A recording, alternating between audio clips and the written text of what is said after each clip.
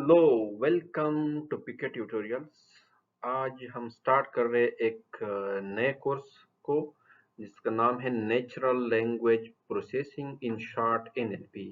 So first हम start करते हैं इंट्रोडक्शन से। Let's begin. So tentative course content, हम एचईसी के जो कोर्स कंटेंट है उसको फॉलो करेंगे। आपको स्क्रीन पर नजर आ रहे हैं। Introduction in history of NLP. First हम इसको जो हिस्ट्री है और इसको इंट्रोड्यूस करवाते हैं। Parsing algorithm, basic text processing. Let me have a pen. Text processing, इसके बाद minimum edit distance, language modelling, spelling correction, text classification, deterministic, stochastic grammar, CFG, context-free grammars, representation, meanings and semantics, rules, semantic rule, semantic and vector models। इसके अलावा है semantic analysis, temporal representation, corpus-based methods, n-gram and HMMs। इसके अलावा है smoothing and bake-off, POS, part of speech tagging, morphology, information retrieval, vector space model, precision and recall, information extraction, relation extraction, dependency। इसके अलावा constituency grammar, language translation, text classification, categorization, bag of word model, question answering और text summarization. ये हमने tentative लिखे, इससे आगे पीछे भी हो सकते हैं, बट हमारा कोशिश होगा कि इसके जो कंटेंट्स हैं जो एचईसी के सिलेबस के हैं फॉर बीएस, इसको हम 100% कवर करें इसी कोर्स में। तो बुक्स जो हमारे पास रिकमेंडेड बुक्स है, फर्स्ट बुक्स है हमारे पास 2 बुक्स दिए गए हैं। फर्स्ट है हमारे पास speech and language processing an introduction to NLP, 3rd edition है हमारे पास प्रिंटर्स हॉल का। सेकेंड बुक है foundation of statistical natural language processing, main इनका है जो है कैम्ब्रिज का पब्लिशर है। इनके मैं आपको पिक्चर दिखाता हूँ दोनों के। ये फर्स्ट बुक है स्पीच एंड लैंग्वेज प्रोसेसिंग और दूसरा है foundation of statistical and natural. ये हमारे रिकमेंडेड बुक्स हैं किसी की तरफ से जो सिलेबस में दिए गए हैं। इसके अलावा सम रेफरेंस बुक्स जो मैं आपको रिकमेंड करता हूँ, बहुत सारे बुक्स अवेलेबल है मार्केट में, बट चंद हैं जो आपके लिए बेहतर हैं for more reading and deep understanding of NLP. So ये एक रेफरेंस बुक है इंट्रोडक्शन टू एनएलपी, बेसिक है, जेकब आइंस्टाइन का है। सेकंड है neural network methods, a little advance हैं फॉर जो हमारे पास न्यूरल नेटवर्क मॉडल्स हैं फॉर एनएलपी। इसके अलावा जो थर्ड है हमारे पास it a little bit more advance NLP with transformer, जो हमारे पास लार्ज लैंग्वेज मॉडल हैं और हगिंग फेस हैं, उसको यूज करते हुए ये जो ओरिली का बुक्स हैं, इट्स वेरी यूजफुल बुक्स। इसके अलावा फॉर प्रैक्टिस, अगर आपको पाइथन में ज्यादा प्रैक्टिस करना है for NLP, so here is hands on Python natural language processing books, Packt का है। और इसके अलावा NLP with Python, practical natural language processing with Python, और जो लास्ट वन है practical NLP, a comprehensive guide to building real world NLP systems. So ये कुछ रेफरेंस बुक हैं। इसको मैं पीडीएफ में माइक्रोसॉफ्ट के जो टीम्स हैं क्लास, उस पर मैं अपलोड कर दूंगा। और जो हमारे ऑनलाइन व्यूअर्स हैं वो कमेंट में अपना ईमेल डालकर उसको हम थ्रू ईमेल भेज सकते हैं, क्योंकि शेयरिंग उसका इस तरह बुक का ऑनलाइन प्रोहिबिटेड है। सो अगर किसी को चाहिए कमेंट में अपना ईमेल एड्रेस लेके, so I will send you by email.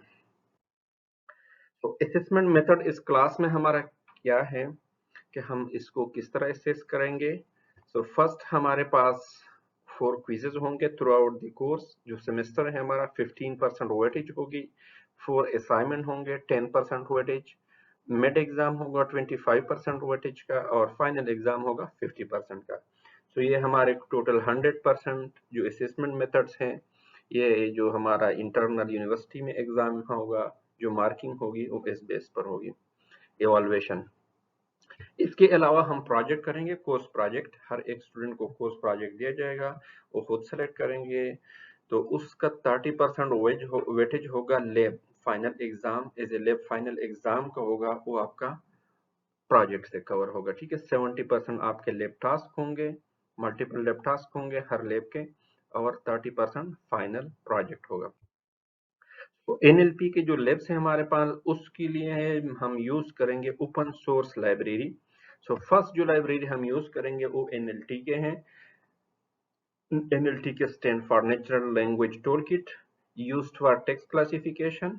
ये हमारे पास classification, information extraction, language understanding, chatbot development, text generation, इंशाल्लाह इसको वन बाय वन देखेंगे हम नेक्स्ट में। तो इसके लिए हम एनएलटी के लाइब्रेरी यूज करेंगे। सेकंड जो लाइब्रेरी हम यूज करेंगे वो स्पेसी है। हम लेब्स करेंगे इस पर, उसमें मैं इन लाइब्रेरी पर हैंड्स ऑन प्रैक्टिस करवाऊंगा इंशाल्लाह। सो स्पेसी जो है हमारे पास use for named entity recognition, NER जिसको हम शॉर्ट कहते हैं, पार्ट्स ऑफ स्पीच टैगिंग है, POS in short, text classification, parsing, और जो इंफॉर्मेशन एक्सट्रैक्टिंग है। सो बोथ में कुछ चीजें कॉमन हैं, so we will try to use both of them. इसके अलावा जो थर्ड लाइब्रेरी है जेंसिम है, use for topic modelling and word embedding. कुछ चीजें जो हमें एक लाइब्रेरी में नहीं मिल सकते हैं या उसमें ज्यादा डिटेल से नहीं होगा, तो हम अल्टरनेट किसी भी लाइब्रेरी को यूज कर सकते हैं। सो इसको भी हम चेक करेंगे जेंसिम को। इसके अलावा बहुत सारे लाइब्रेरीज हैं जो हम इस कोर्स में नहीं कवर सकेंगे, but you can try by your own. Pattern है लाइब्रेरी का नाम है, यूजफुल लाइब्रेरी है। एनएलपी और मशीन लर्निंग बेस्ड लाइब्रेरी है। बहुत सारे मशीन लर्निंग के मॉडल को हम एनएलपी में यूज कर सकते हैं। इसके अलावा टेक्स्ट ब्लॉब है, मोस्टली अगर हमें जरूरत पड़ी तो हम इसको भी यूज करेंगे ऑन टॉप ऑफ एनएलटी के, इन पैटर्न के ऊपर बनी हुई है। इसके अलावा कोर एनएलपी है developed by Stanford NLP group, ये भी काफी इंपॉर्टेंट है, जो एनएलपी के बेसिक चीजें वो सारे कवर करती हैं। इसके अलावा हगिंग फेस ट्रांसफार्मर है, प्री ट्रेंड लेटेस्ट मॉडल के लिए हम यूज करते हैं हगिंग फेस को, ट्रांसफार्मर्स को, तो उसको भी हम ट्राई कर सकते हैं।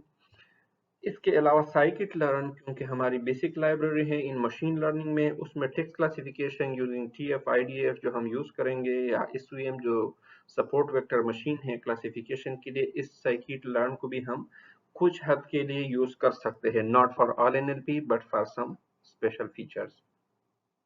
सो ये कुछ लाइब्रेरीज थे। इसके अलावा पॉलीग्लॉट भी हैं एक लाइब्रेरी, बट हम मेजॉरिटी मोज लाइब्रेरी में नहीं जाते क्योंकि लाइब्रेरी बहुत सारे हैं, दर्जनों के हिसाब से लाइब्रेरी हैं, तो हर एक की जरूरत नहीं है। जो टॉप 2 3 4 लाइब्रेरीज होते हैं जिससे हमारा काम चल सकता है, हम उसी को यूज करेंगे। So now let's come to the big picture of NLP. क्योंकि it's part of AI, artificial intelligence, और डेटा साइंस में भी आता है, natural language processing. So AI का जो सब पार्ट है मशीन लर्निंग, ये मेजॉरिटी आपने एनएलपी और एआई के कोर्सेज पढ़े होंगे। डेटा साइंस के जो स्टूडेंट हैं, बीएस इन डेटा साइंस और बीएस इन आर्टिफिशियल इंटेलिजेंस, उसने जरूर पढ़ा होगा मशीन लर्निंग को। सो ये मशीन लर्निंग ही में आता है, इसके अंदर डीप लर्निंग आता है, ठीक। और इस डीप लर्निंग में जो हमारे पास एज ए सब पार्ट आता है, एक कंप्यूटर विजन आता है जिसको हम सीवी से बयान करते हैं, और सेकंड है हमारे पास NLP, we call it natural language processing. So यहाँ पर हमारी एनएलपी लाइब्रेरी फॉल करती है। लाइब्रेरी मींस जो हमारा कोर्स है या जो हमारा टॉपिक है, NLP is part of deep learning और machine learning, we call it in the big picture it's inside artificial intelligence and data science. So इसके अलावा now let's come to language। जबान क्या होता है? लैंग्वेज मीन्स जबान। ऐसा ना हो कि जबान को हम टंग भी कहते हैं, तो वो जो हमारा हार्ड है उसको हम जबान को टंग कहते हैं, बट लैंग्वेज मीन्स जो हम स्पोकन लैंग्वेज होता है, जो हम बोलते हैं। Language is not just words, it's a culture, tradition, unification of community, whole history that creates what a community is. It's all embodied in a language. ये Noam Chomsky का डिफिनीशन है कि लैंग्वेज क्या होता है, वो सिर्फ अल्फाज नहीं होते, बट एक कल्चर को, एक ट्रेडिशन को, या एक कम्युनिटी, पीपल ऑफ ग्रुप को रिप्रेजेंट करते हैं, उसकी हिस्ट्री को क्रिएट करता है कि वो कम्युनिटी क्या था। यानी जबान से हमारी जो कम्युनिटी बनती है, फॉर एग्जांपल हमारी कम्युनिटी है, कोई पठान कम्युनिटी है, कोई पंजाबी कम्युनिटी है, कोई कश्मीरी है, कोई बलूची है, सिंधी है, तो ये जबान के लिहाज से हमारी कम्युनिटी बनी है। इसलिए जो नोम चॉम्स्की का डिफिनीशन है कि वो एक कम्युनिटी को रिप्रेजेंट करता है। एक ज़बान जो होती है एक स्पेशल कम्युनिटी की यूनिफिकेशन को जाहिर करती है। ठीक। तो नाउ कम्स टू एनएलपी। ज़बान तो एक जनरल होगा क्योंकि नेचुरल लैंग्वेज प्रोसेसिंग, तो लैंग्वेज हमारा एनएलपी में आता था, इसलिए हमने स्टार्ट एनएलपी लैंग्वेज से लिया। अब जो एनएलपी होता है हमारे पास इज फील्ड ऑफ एआई, जिस तरह हमने अभी बिग पिक्चर में देखा कि इज अ पार्ट और सब field of AI that focus on the interaction between computer and humans through natural language। तो ये हमारे पास एक कंप्यूटर साइड है और दूसरे में हमारे पास ह्यूमन है। इन दोनों की आपस में जो कम्युनिकेशन है, जो इंटरेक्शन करती हैं, एक दूसरे को अंडरस्टैंड करती हैं थ्रू नेचुरल लैंग्वेज। अब नेचुरल लैंग्वेज कौन सा है? जो हमारे पास कौमी ज़बानें होती हैं, फॉर एग्जांपल हमारे पास इंग्लिश है, तो ये एक नेचुरल लैंग्वेज है। ठीक है। इसी तरह उर्दू है, तो वो भी हमारे पास एक नेचुरल लैंग्वेज है। तो जितनी भी जबानें हैं ये हमारे पास ह्यूमन अंडरस्टैंडेबल होते हैं। तो जो कंप्यूटर की जबान होते हैं वो तो मशीन लैंग्वेज होते हैं, आपने पढ़ी होंगी असेंबली लैंग्वेज। ठीक।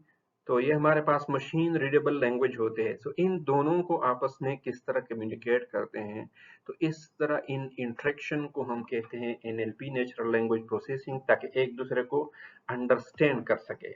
और इसकी जो की ऑब्जेक्टिव हैं, enable computers to understand, interpret and respond to human language in a valuable way. क्योंकि अगर हम कंप्यूटर से कोई क्वेश्चन करें या जिस पर हम कोई काम करना चाहें तो उसको हम कमांड देंगे, इंस्ट्रक्शन देंगे, तो हम किस लैंग्वेज में देंगे? हम तो ज़ाहिर है अपनी नेचुरल लैंग्वेज में देंगे, इंग्लिश उर्दू में देंगे। तो उसको कन्वर्ट करना है जो मशीन लैंग्वेज को। सो इस लैंग्वेज कंप्यूटर जो समझता है हमारी लैंग्वेज को, इंग्लिश उर्दू को, इस अंडरस्टैंडिंग, इंटरप्रिटेशन और जो हमें रिस्पॉन्ड करता है, अगर हम फर्ज करें प्रिंट का कमांड देते हैं तो कंप्यूटर क्या करता है? प्रिंट निकाल देता है। तो ये वो इंटरेक्ट करता है, रिस्पॉन्ड करता है ह्यूमन की एक्शन को। सो इन दोनों की जो की ऑब्जेक्टिव है एनएलपी का, वो ये है कि इन दोनों को आपस में अंडरस्टैंड किया जा सके, ह्यूमन और कंप्यूटर को। सो ये कुछ बेसिक डिफिनीशन था एनएलपी का। इसी तरह जो दूसरा है, NLP is the ability of computer. अब हम थोड़ा सा मजीद एक लेवल आता है कि एबिलिटी ऑफ कंप्यूटर प्रोग्राम, जो प्रोग्राम हम लिखते हैं कंप्यूटर के लैंग्वेज में, for example C plus plus है, सी लैंग्वेज है, पाइथन है, जावा है, to understand human language as it's spoken and written. अगर कंप्यूटर पे प्रोग्राम में एबिलिटी हम डाल दें कि वो हमारी जबान को, ह्यूमन की जबान को समझे, किस तरह समझे, या हम उसको बोले तो वो उसको समझ सके, या हम उसको रिटर्न में दे दे। सो ये दो फॉर्म हैं। अगर वो अंडरस्टैंड कर सके तो इसको हम कहते हैं कि ये जो एबिलिटी है it's called NLP. So to build machine focus इसका क्या होता है, जो पिछला हमने कहा, टू अंडरस्टैंड, जो अंडरस्टैंड सके, एंड रिस्पॉन्ड टू टेक्स्ट और वॉइस। सो दो टाइप का डेटा हमारे पास नॉर्मली होता है, एक टेक्स्ट बेस्ड डेटा होता है, एक ऑडियो होता है या वॉइस मैसेज होते हैं, जिसके थ्रू हम इसको कमांड दे सकते हैं। इसकी एग्जांपल है जिस तरह गूगल असिस्टेंट है, तो गूगल असिस्टेंट में हम कमांड देते हैं वॉइस पे, या जो टेक्स्ट कमांड हम देते हैं रिटन में, किसी भी यूजर इंटरफेस पर हम इंटर करते हैं, क्लिक करते हैं, तो टेक्स्ट में हम कमांड देते हैं। सो इन दोनों को अंडरस्टैंड करना और इस पर रिस्पॉन्ड करना कंप्यूटर के प्रोग्राम में अगर हम इस एबिलिटी को डाल दें, तो इसको हम कहते हैं कि ये एनएलपी है, नेचुरल लैंग्वेज प्रोसेसिंग का एक एल्गोरिथम है, जो प्रोग्राम है जो नेचुरल लैंग्वेज को समझता है। ठीक है। सो मोस्टली जो हमारा वास्ता पड़ेगा वो इन दो से पड़ेगा, टेक्स्ट डेटा और ऑडियो डेटा से। तो एनएलपी में ज्यादातर इन दो को हम यूज करेंगे आगे भी। इसी तरह गूगल असिस्टेंट के अलावा हमारे पास अमेजोन एलेक्सा है, कभी ट्राई करें।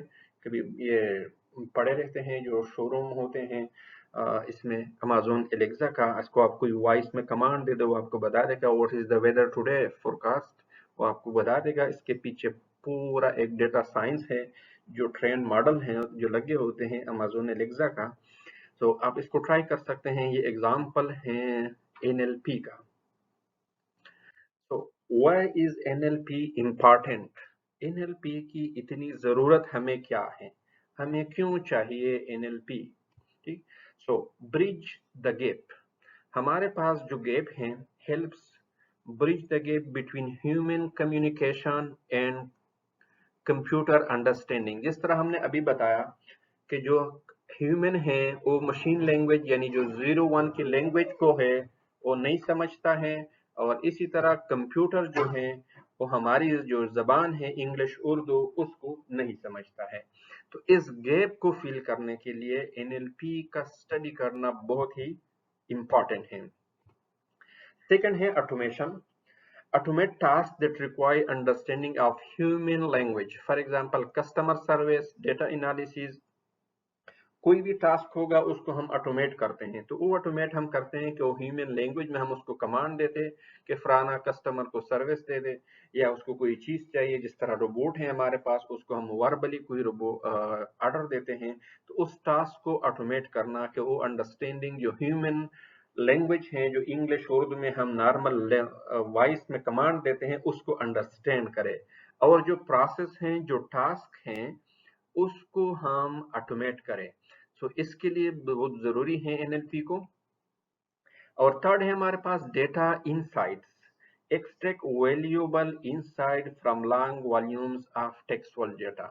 टेक्सुअल डेटा हमारे पास अगर बहुत सारे डॉक्यूमेंट पड़े हैं, उससे हमें कोई पता नहीं चलता है कि क्या करना है उसके साथ।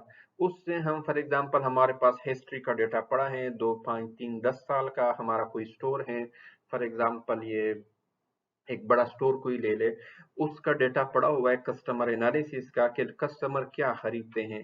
तो उसकी इंसाइट देखना कि पिछले 5 साल में, 1 साल में, 1 महीने में कौन सा चीज या किस सीजन में ज्यादा फरोख्त हुआ है, तो इस तरह की इंसाइट निकालना, इसको लिए एनएलपी बहुत जरूरी है। क्योंकि ये आपको एक नजर आ जाएगा कि डेटा होता है हमारे पास, कोई भी जो टेक्सुअल डेटा है वो फिर इंफॉर्मेशन, नेक्स्ट स्टेप हमारे पास डेटा से हम इंफॉर्मेशन निकालते हैं, इंफॉर्मेशन से हम फिर नॉलेज बिल्ड करते हैं, और नॉलेज से फिर हमारे पास क्या आते हैं, इनसाइट्स। तो ये जो इनसाइट्स हैं ये हमारे पास जब नॉलेज आता है तो इनसाइट्स हम निकालना पड़ता है। इनसाइट के बाद जो नेक्स्ट स्टेप होता है विजडम आता है, और विजडम के बाद अंडरस्टैंड आता है। तो ये हेयर साइकोलॉजी के टर्म्स होते हैं कुछ एडवांस लेवल के, बट हमें इंसाइट का पता है कि इंसाइट क्या है जो हम वैल्यूएबल नॉलेज एक्सट्रैक्ट करते हैं डेटा से, हिस्ट्री डेटा से, टेक्सुअल डेटा से, ऑडियो वीडियो डेटा से, बहुत सारे मल्टीपल डेटा टाइप्स होते हैं, उससे हम इंसाइट या extraction of information is known as insight. ठीक है, तो इसको हम एनएलपी के लिए बहुत जरूरी है। इसके जो एप्लीकेशंस हैं, कहाँ कहाँ हम यूज कर सकते हैं एनएलपी को, text analysis, sentiment analysis, topic modelling, इन सारे टर्म को हम आगे डिटेल में पढ़ेंगे। सेंटिमेंट एनालिसिस जो हम रेटिंग देते हैं, फॉर एग्जांपल कोई स्टोर है, दराज है, या कोई और है, अमेज़न है, आपने एक चीज लिया और उस पर आपने रेटिंग दे दी 3 4 5 स्टार के, उसको हम सेंटिमेंट एनालिसिस के थ्रू एनालाइज करते हैं। इसी तरह टॉपिक मॉडलिंग होती है, मल्टीपल डेटा होते हैं, उसको हमने टॉपिक बेस लेना है। इसी तरह लैंग्वेज जनरेशन, जनरेशन मींस जो टेक्स्ट को जनरेट कर सके, कंटेंट को जनरेट कर सके। चैट बॉट हो गया, आपने कोई क्वेश्चन पूछा उसने आपको जवाब दे दिया तो हम उसको चैट बॉट कहते हैं। तो ये लैंग्वेज जनरेशन के बिहाइंड पे, बैकएंड पे क्या चल रहा होता है, उसके बिहाइंड पे एनएलपी चल रहा होता है, एनएलपी। इसके अलावा translation and summarization, machine translation हमारे पास गूगल ट्रांसलेट है, हम कोई भी इंग्लिश टेक्स्ट देते हैं उर्दू में कन्वर्ट करता है, हिंदी में, अरेबिक में, चाइनीज में, जर्मन में, इटालियन में, किसी भी जबान में आपको मल्टीपल लैंग्वेज में ट्रांसलेट करती है from one language to another. Text summarization है, आपने एक बड़ा लंबा पेपर दे दिया 10-20 पेजेस का कि उसका मुझे समरी बनाए, एक पैराग्राफ का, 2 पैराग्राफ का, 1 पेज का, तो वो आपको एक समरी बना कर देगा। तो इसमें भी एनएलपी यूज होता है। स्पीच रिकॉग्निशन, वॉइस असिस्टेंट, जिस तरह मैंने एलेक्सा की बात की या गूगल असिस्टेंट की, कोई भी असिस्टेंट जो आप वॉइस आपको उसका कमांड देते हैं, बताते हैं कि ये काम करो, उस वॉइस को रिकॉग्नाइज करना, तो ये भी स्पीच रिकॉग्निशन में आता है और ये भी एनएलपी है। ट्रांसक्रिप्शन सर्विस ट्रांसक्राइब करता है किसी भी टास्क को। तो इसी तरह जो एप्लीकेशन है बहुत सारे हैं, लैंग्वेज के अलावा स्मार्ट असिस्टेंट है, डॉक्यूमेंट एनालिसिस, ऑनलाइन सर्चेज है, प्रिडिक्टिव टेक्स्ट हैं, जो हम गूगल में कोई चीज लिखते हैं और आगे हमें प्रिडिक्ट करते हैं कि आप ये लिख रहे हैं। ठीक है, chatbot, social media monitoring है, सेंटिमेंट एनालिसिस, ईमेल फिल्टरिंग है। तो बहुत सारी एप्लीकेशन हो सकते हैं जो हम सारे नहीं कवर कर सकते, बट एटलीस्ट 5-10 एप्लीकेशन का आपको पता हो कि कौन कौन से हमारे ज्यादा यूज एप्लीकेशन है एनएलपी के। कुछ एप्लीकेशन जो हैं वो आप प्रैक्टिकली अप्लाई कर सकते हैं। तो ये बुक जो मैंने स्टार्ट में आपको एज ए रेफरेंस बुक बताया, practical NLP natural language processing by Sowmya Vajjala, इसके जो चैप्टर्स हैं 3 to 7, इसमें आप text classification, information extraction, conversational agent, information retrieval और क्वेश्चन आंसरिंग क्यूए सिस्टम, ये कोर टास्क है। इसके अलावा जनरल एप्लीकेशन है, कोई स्पैम क्लासिफिकेशन है जो ईमेल के में हमें ये ईमेल स्पैम है या नहीं है, calendar event extraction, personal assistant, search engine, बहुत सारे हैं जो हमारे पास एप्लीकेशन है। 4 to 7 चैप्टर में कवर करते हैं, 3 to 7 में ये कवर होते हैं, और कुछ 8 to 10 जो है ये हमारे इंडस्ट्री स्पेसिफिक है। सोशल मीडिया एनालिसिस, जो हमारे सोशल मीडिया होता है जो मार्केटिंग के लिए यूज कर सकते हैं, तो उस सोशल मीडिया को एनालाइज करते हैं। इसी तरह रिटेल कैटलॉग एक्सट्रैक्शन, जो मार्केट के जो बकेट होते हैं उसको कैटलॉग से कोई डिटेल एक्सट्रैक्ट करना। हेल्थ रिकॉर्ड होते हैं जो मेडिकल रिकॉर्ड हो उसकी एनालिसिस, फाइनेंशियल और लीगल एंटिटी एक्सट्रैक्शन। ये बहुत सारे इंडस्ट्रियल स्पेसिफिक एनएलपी के एप्लीकेशंस हैं जो हम चेक कर सकते हैं। और एज ए प्रोजेक्ट या course project you can do any one, at least one project in this domain. इसके बाद आते हैं चैलेंजेस, हमें कौन से चैलेंजेस के साथ सामना है एनएलपी में। जो सबसे बड़ा चैलेंज है वो है एम्बिग्विटी, वर्ड सेंस डिसएम्बिगुएशन, जिसको हम पोलिसमी कहते हैं। पोलिसमी, पोली मीन्स मेनी, आपको मैंने एक फिगर भी इधर डाला, पोली मीन्स मेनी और सेमी मीन्स मेनी, जिसके मल्टीपल मीनिंग होते हैं। The same word which has many related meanings, एक वर्ड होता है कोई भी जिसके मल्टीपल मीनिंग होते हैं। तो इस तरह के जो अल्फाज होते हैं एक लैंग्वेज से दूसरे लैंग्वेज में कन्वर्ट करने में तो हमें मसला होता है। तो इस मसले को, प्रॉब्लम को हम एम्बिग्विटी कहते हैं। स्पेशली अगर उर्दू या किसी भी जबान के लोकल में जो शायरी होता है उसमें बड़े इश्यूज आते हैं। कोई जो लफ्जी मानी होती हैं, कोई हकीकी मानी, वो कोई फर्जी नम दूसरा माने ले लेते हैं। तो इस तरह के बहुत सारे जो इम्बिग्विटी आते हैं, मल्टीपल मीनिंग्स आते हैं किसी वर्ड का, तो वो एनएलपी में थोड़ा सा चैलेंजिंग टास्क है। दूसरा है context understanding, keeping long range dependencies, कुछ वर्ड होते हैं जिसकी जो कॉन्टेक्स्ट होता है यानी बैकग्राउंड होता है, अगर एक वर्ड है उसकी पूरी सेंटेंसेस में एक मीनिंग होता है। ये आगे हम डिटेल से पढ़ेंगे, one one by with example पढ़ेंगे, बट इधर थोड़ा सा ब्रीफ ओवरव्यू देते हैं कि एनएलपी में चैलेंजेस क्या हैं। तो हर वर्ड का जो मीनिंग होता है वो कॉन्टेक्स्ट से होता है, यानी सियाक उससे बाक से, जो उर्दू में हम कहते हैं कि इसका सियाक उससे बाक से हवाला देते हैं, कॉन्टेक्स्ट के सियाक उससे बाक, जो पूरा एक पैराग्राफ में उसका या वर्ड में मीनिंग होता है तो उसको हम कहते हैं कॉन्टेक्सचुअल अंडरस्टैंडिंग। बाइस एंड फेयरनेस, एड्रेसिंग बाइसनेस, तरफदारी in training data and models, कुछ ट्रेनिंग डेटा में कुछ बाइसनेस आ जाता है और फेयरनेस, तो उसको हैंडल करना भी इन एनएलपी में is a little challenging task. इसके अलावा multilinguality, handling multiple languages and dialects. तो डायलेक्ट्स हमारे पास किसी भी लैंग्वेज है, जिस तरह उर्दू बोलते हैं तो केपीके में जो उर्दू बोलते हैं वो थोड़ा सा डिफरेंट जो प्रोनाउंस करते हैं, पंजाब में डिफरेंट है, सिंध में डिफरेंट है। तो इसी तरह किसी भी लैंग्वेज के अंदर जो स्पेसिफिक डायलेक्ट्स होते हैं उसको हैंडल करना एनएलपी में थोड़ा सा इशू आता है, चैलेंजिंग कर सकते हैं but it is a little bit challenging task. Okay, thanks guys.